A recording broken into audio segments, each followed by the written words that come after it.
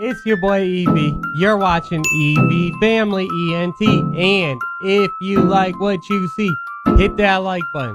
Hit that subscribe button. So you could become part of Evie's family. Today. Alright, y'all.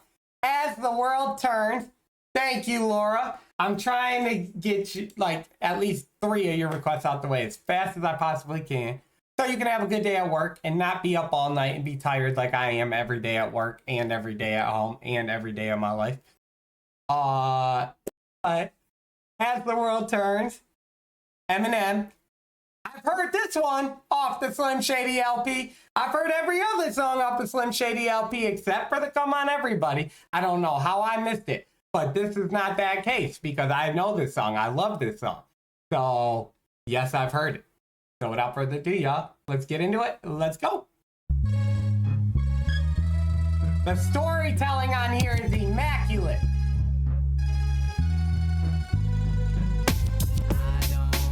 Yes, man. And I love the beat. Turns. Round and round. Things in life, trials and Put it all right tribulations now. that we all must go through. When someone wants to test us, when someone tries our Round and patience. round. I hang with a bunch of hippies and wacky tobacco planters who swallow lit roaches and light up like jack-o'-lanterns. jack-o'-lanterns. They swallow lit roaches and light up like jack-o'-lanterns. If you swallow a lit roach, your insides are going to be lighting up, like burning. But you're also going to be lighting up because you're going to be high as hell because you're literally burning if you swallow a lit roach. And that just makes me think of, like, and then jack-o'-lanterns light up like the light, but there's actually going to be a physical light inside you lighting up. You probably can't see it, though, until your whole insides start actually burning. I don't know if that would actually happen or not, but I do know that who the fuck would swallow a lit roach? But it makes me think of, when a, like, you know those superhero movies?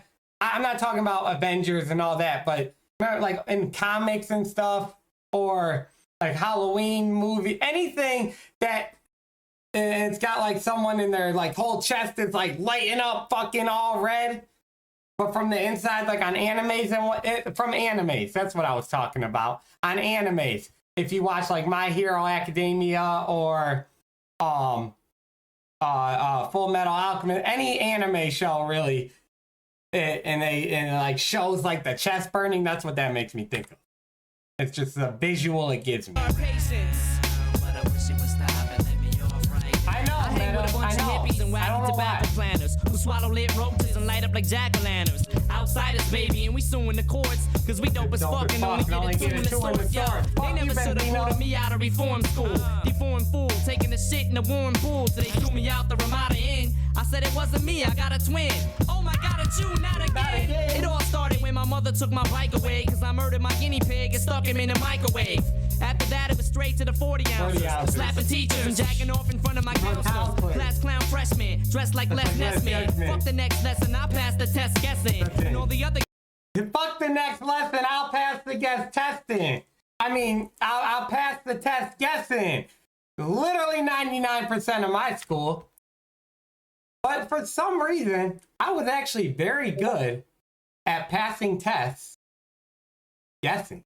Like, I passed a lot of tests. I was never bad in school. I was not a stupid kid. I'm not stupid. I was actually pretty smart. But I just skipped all the damn time. And I literally skipped my entire week of finals in high school. I skipped all the finals. So I went to school for 4 years and then skipped all the fucking finals. Who does that? But yeah, but I can relate to that because I did the same thing. Always guessing. And most of the time I was right. Ramada Inn. I said it wasn't me, I got a twin. I know. Oh my god, it's you, not again. It I all don't know started why, when my yo. mother took my bike away because I murdered try my to guinea fix pig it and in a stuck him in minute. the microwave. After that, it was straight to the 40 ounces. Slapping teachers and jacking off in front of my counselors. Class clown freshman, dressed like Les Nessman. Fuck the next lesson, I. Who the fuck is dressed like Les? I don't know who he was talking about. I never knew who he was talking about there. And I usually never ask. I just like how it sounds. But now that we're actually going through the songs and I'm reacting and trying to catch everything he says, and understand it. Who the hell is Les? I always kept saying he was saying, I always thought he was saying, dress like yes man. I swear, y'all, that's what I thought. But he did not say that.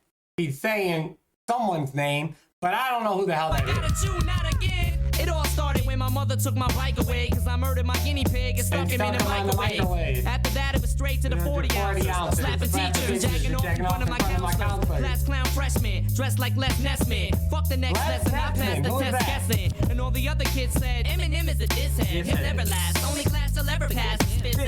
Maybe true till I told this bitch in gym class that she was too fat to swim laps, she needed slim fast. Who, me? Yeah, bitch, you so big, you walked in the big tannies and stepped on Jenny Craig. She picked me up to snap me like a skinny twig. Put me in a headlock, then I thought I'm a guinea pig. I felt the evilness and started transforming. It began storming. I heard a bunch of cheering fans swarming. Ran that bitch by her hair, drug her across the ground, and took her up to the highest diving board and tossed her down. Sorry, coach, it's too late to tell me stop, but I dropped this bitch face down and watch her belly flop. As the world turns. Yo, that verse right there, that part right there, the storytelling, first off, is immaculate for the when this song came out. And this stupid camera, yo, I don't know why it keeps pausing right now. I was trying to not pay it any attention, but thank you all in the chat for bringing it to my attention. Genuinely, thank you. But now you brought it to my attention, so now I'm like constantly thinking about that shit. It's probably because the camera, when I turned everything on to go with the lights in the back, it freaking probably messed up, so I'm gonna have to unplug it after this reaction. But I'm trying to actually focus on the song at this very moment and not worry about that. And I'm trying. That's why I haven't been looking at the chat. Because if I look at the chat, I can see me. And if I see me, I see when I freeze. And then I get annoyed. And I'm trying to act like it's not happening. But to go back to the song, when I heard that for the first time, I forgot when it was. But all I know is like I've always thought that verse was hilarious. And the reason I say it's immaculate storytelling for the time as well is because, and not just the time, I say it's immaculate storytelling because look at all the little things he did in there too. Like he said she needed slim fast, but he's talking about a super overweight girl, or in his, what I say and what he says, a fat girl, but I don't know how YouTube is, you know. But you know, a very overweight girl. And then he's super skinny, so I needed slim fast. But then the whole story is about the way the story ends is about her and him actually like something ended up happening or was supposed to wasn't supposed to happen, but it did end up happening at the end of the story, right? So she really did need slim fast, like need him in that moment, even though in the beginning you would not think that she needed him in that moment, but at the end it does. So the way he connected those together, the way then he's talking about that, and then everything that's the complete opposite, like then I took her up to the highest diving board and then she belly flopped, obviously, adding on to the overweightness that he was talking about. I honestly, you guys know I don't change up the words for YouTube like that. I've never done it. But when it comes to this one right here, I don't mind saying overweight. Even though, like, that's one that I'm like, okay, I can deal with that. I'll hold my tongue for that. It's like the only thing. But at the same time, it's not healthy to be fat. And that's a whole rant we can go on a separate day. I will never agree to that shit. But I will agree to, I can hold my tongue and I can say overweight for the right, whatever, the right way to talk or the right way to speak or the politically correct, the only one. It began storming. I heard a bunch of cheering fans swarming. Grabbed that bitch by her hair, drug her across the ground, and took her up to the highest diving board and tossed her down. Sorry, coach, it's too late to tell me stop, but I dropped this bitch face down and watch her belly flop as the world turns. These are the days of our lives. These are the things that we must go through. Day by day, we drive around in $1 million sports cars, while little kids hide this tape from their parents like bad report cards. Like little kids hide the tapes from their parents like they have report cards. Fire bar, because little kids were literally probably hiding this from their parents. When I was that young, I wasn't hiding anything from my parents or my parent, but I also wasn't like, I didn't have all his CDs when I was that young, when I was a little kid like that, because we already just talked about that. So for me, it wasn't, I didn't really have to hide anything, but I also didn't hide any, or I also, yeah, I never hid anything, but it wasn't because I could just do it. It was because I didn't really have a lot of his stuff. But when I was like 10 and started listening a lot, I wasn't hiding shit. I was not hiding shit. I was actually the one screaming the effing words to piss off my damn stepmom, to piss Dolly off. I used to be one of those little kids when I was like 8 years old, and you know, I would like go in my fucking room when I got mad about something. And I'll remind y'all, I'm talking when I was 8. I'd go in like the room and just like blast fucking music as loud as I possibly could to piss off the house. I was one of those kids. That's who I was. And I would like sing the words like fuck you type. That was me. When I was like 8, 7, 8. Alright, good night, Lauren. We drive around $1 million sports cars. While little kids hide this tape from their parents like bad report cards. Outsiders and we suing the courts, cause we dope as fuck and only get it 2 in the source. Yo, hypochondriac, hanging out at the laundromat, where all the raunchy, fat, white, trashy blondes be at. Dressed like a sailor standing by a pail of garbage. It's almost dark and I'm still trying to nail a trailer park beats. I met a slut and said, what up, it's nice to meet you. I like to treat you to a Fago and a slice of pizza. But I'm broke as fuck and I don't get paid till the first of next month. But if you care to join me, I was about to roll this next blunt. But I ain't got no weed, no Phillies, or no papers. Plus I'm a rapist and a repeated prison escapist. So give me all your money and don't try not to be funny, cause you know your stinking ass is too fat to try to outrun me. I went to But then he still kept it going from the last verse from a while back when he's talking about the overweight girl, the fat girl that he's talking about, and kept it going to still bring that up. Now at the next verse, or yeah, the whole next verse, still brought it all the way back around. And then to say, I'm broke as fuck, but I got some weed, but I actually don't have weed. I don't have papers. I don't have nothing to smoke. And basically, I'm here to like just kill you and whatever else happens.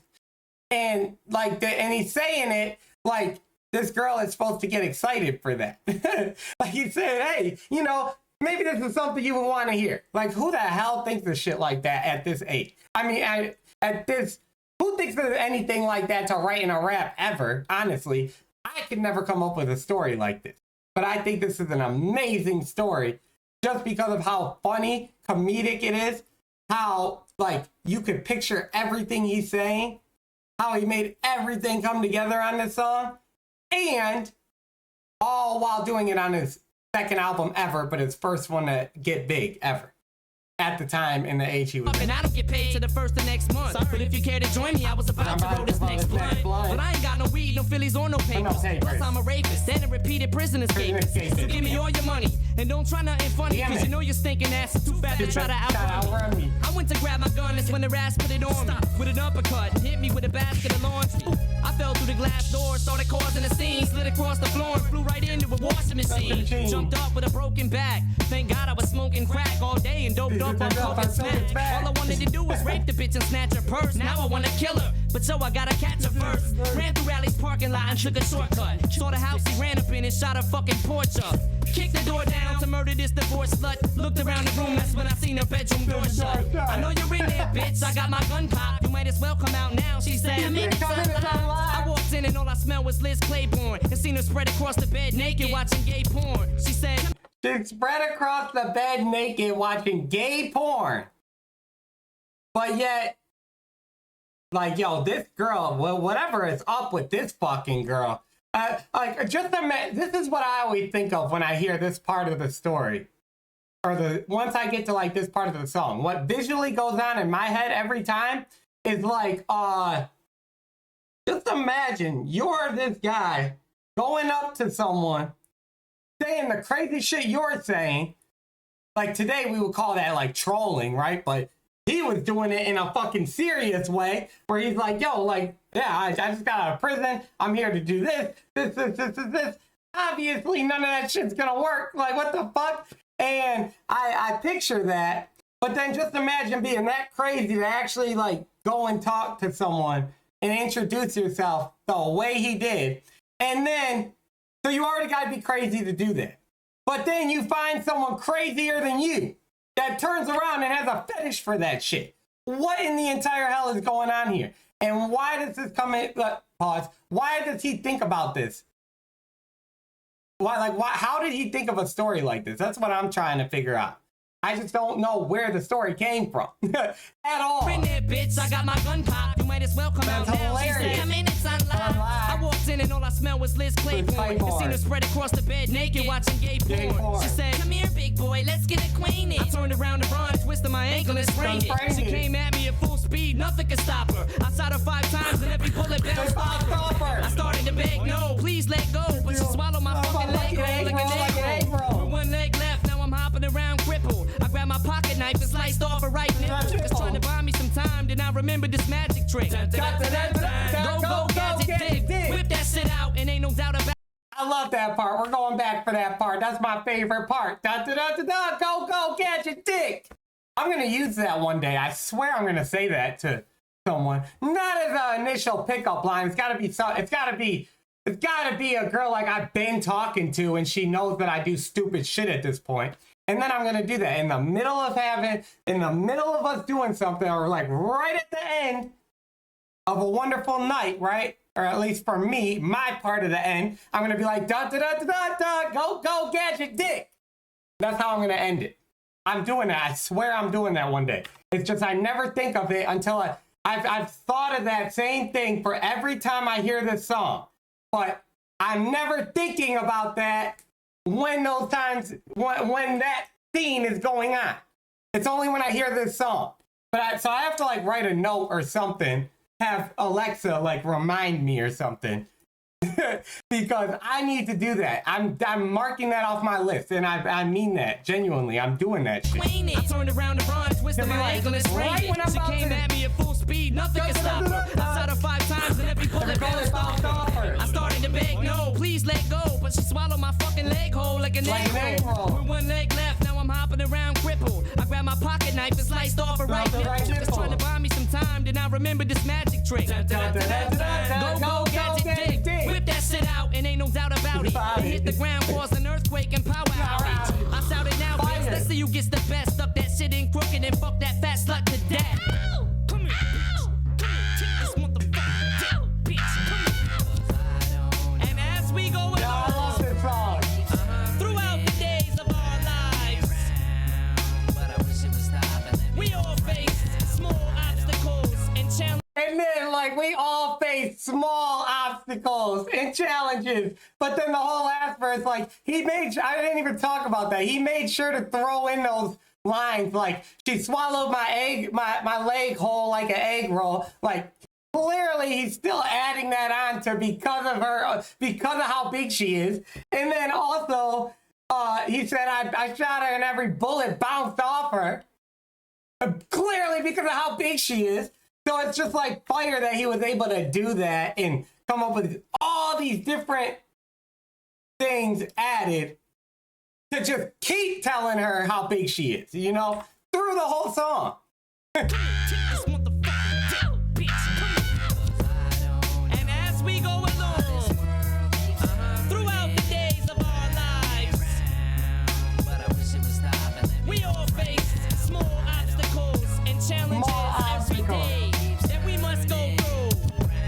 These are the things that surround us through our atmosphere every day, every single day. The world keeps turning, keeps turning, keeps turning.